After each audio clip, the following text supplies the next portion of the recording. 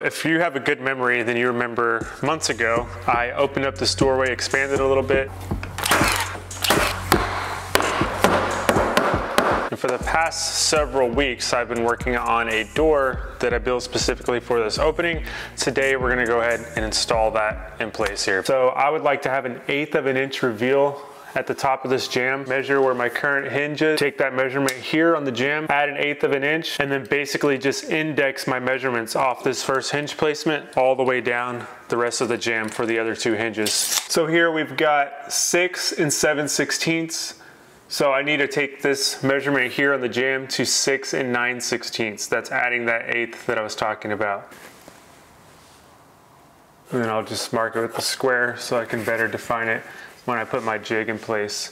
So real quick, before we make that jig, I want to discuss something that confuses people, but it's super simple.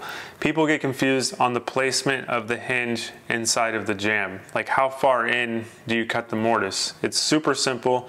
And I'm not talking about the depth that you set the router to, I'm talking about the depth that you set the jig to. Like, how far into this are we gonna mortise?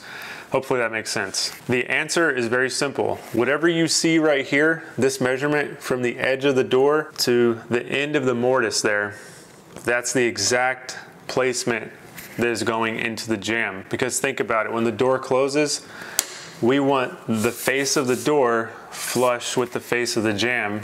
And if you can imagine this closed, it's in the jamb, then it would be the exact same distance there. So it kind of depends on how deep you made your mortise into the door itself. So I've left about 1/4 inch right here just to get a good bite and screw placement kind of in the center of the door. So whatever is here is what we're gonna do on the jamb itself. So this right here is going to be my index for the casing. So this will sit up against my casing on the inside of the room. Some of these I put pocket screws in. This will get pocket screwed into there. This has 4 pocket screws rather. One to go in there, one to go in there, and then this one will go in there, locking the whole thing together.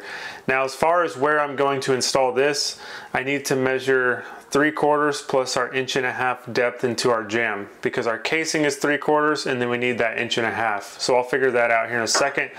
But essentially, I just popped one of the hinges off, pulled the pin, and this should fit in here perfect. So I've got about a 32nd of play there, which is dead on what I want. So that is how I'm going to assemble this. 1.5 plus 3/4 is 2 1/4. So I've marked that 2 1/4 right there, and that's exactly where this needs to get screwed into. So I can now place my jig in that mark that I indexed earlier. A little hard to see on this paint color. And here's why I added that 2 1/4 inch earlier in this location. It's because we have our 1.5 inch placement of our hinge into our jamb, and then we have the 3/4. So 3/4 plus 1.5 inch gives me the proper spacing for this. So yeah, pretty simple jig. We're gonna go ahead and make our first mortise here. So I'm using a flush trim bit here for this. It's a bit with a bearing that essentially traces the shape of whatever that bearing is riding on. And I've got it set to the proper depth. For these corners, I will need to clean it up with the chisel because this cuts in a circular motion. It's not gonna be able to give me that nice clean square edge right there. So time to get dusty.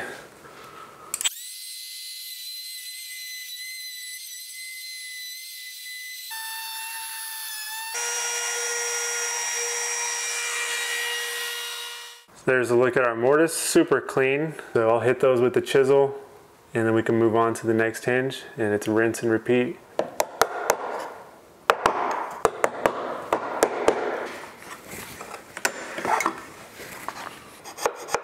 So the next thing we're gonna do is pop our hinge in here. Man, that is beautiful how that just goes like perfect right there. And like I mentioned earlier, we're gonna index off this one. So I can hold this in place right here, and we're gonna go 27 inches down to the next one. So I'll double check that. Yeah, 27. So I can just hook on my mortise right there and then mark for 27. So that's what I meant by indexing off the first one, because remember we had that reveal at the top.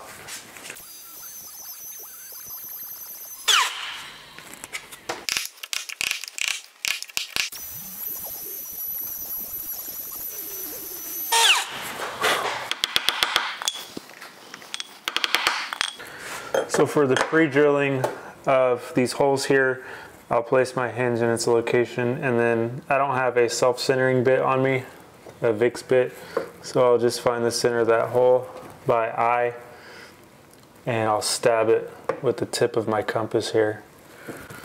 You can see the human eye is actually pretty good for finding the center.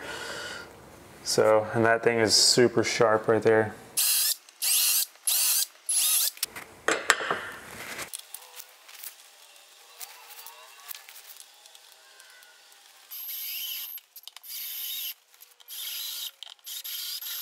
So got that first one in, and then just repeated the process for the other two.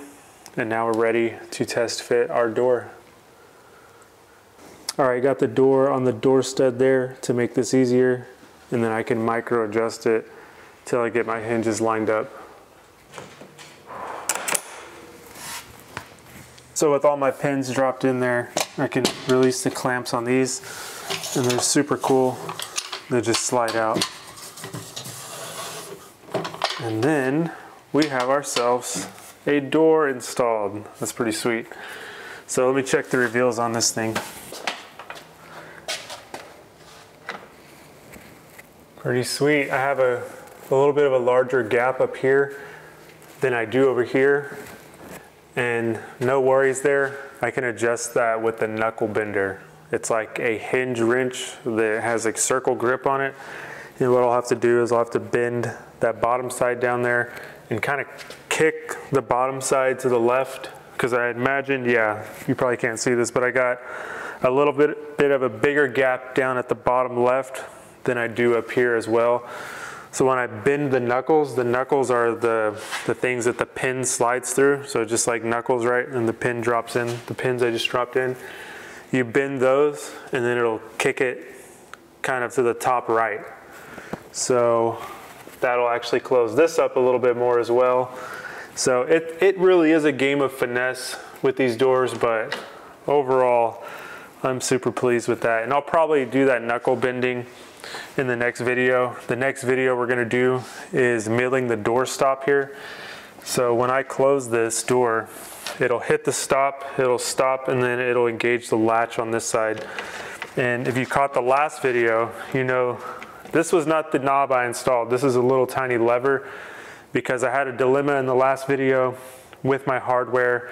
It was either gonna be too far out over here to the left or too close in over here to the right, closer to the glass.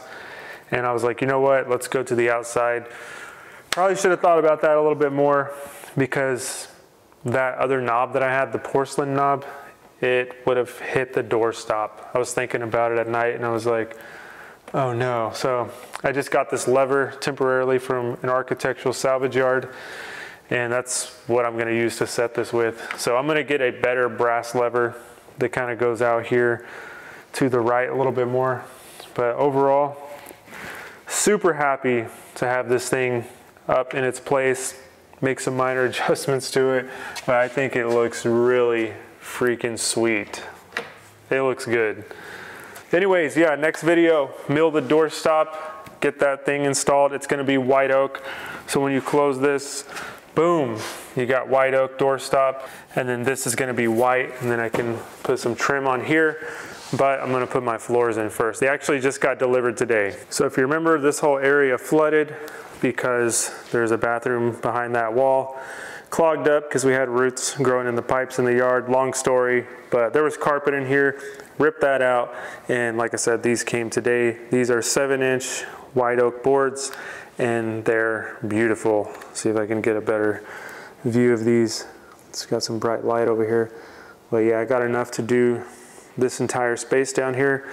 It just feels good to almost have a room done. And I literally have one more item on this room's list, and it's that window right there. And I've got that window in pieces out here on the table in my garage. All I have to do is assemble it. Cut that window out, cut that framing, reframe, boom, pop it in. It's gonna be right around the corner. So I have 2 weeks for this to acclimate. I think I can definitely get that done in 2 weeks. But real quick notes as we wrap up here. There are jigs on the market that you could buy that are easier probably than what I showed you here, where you literally lay the thing on the jamb and it has all spaces to route. I don't have that jig, and there's other jigs as well. So I just wanted to do it with what I had, and that's probably what a lot of people are doing anyways who are watching these videos. Last thing I'll mention, this looks really easy on video because I put this jam in. So I made sure this was perfectly level here. These are dead plumb, both of them. It's equidistant from jam to jam, all the way from top to bottom. So if you try to do this, make sure you adjust your jam accordingly before you start trying to hang a door on it, because you're gonna be very frustrated when you go and try to close the door. You'll have to make a bunch of adjustments. So just want to mention that, and I'll see you guys on the next video.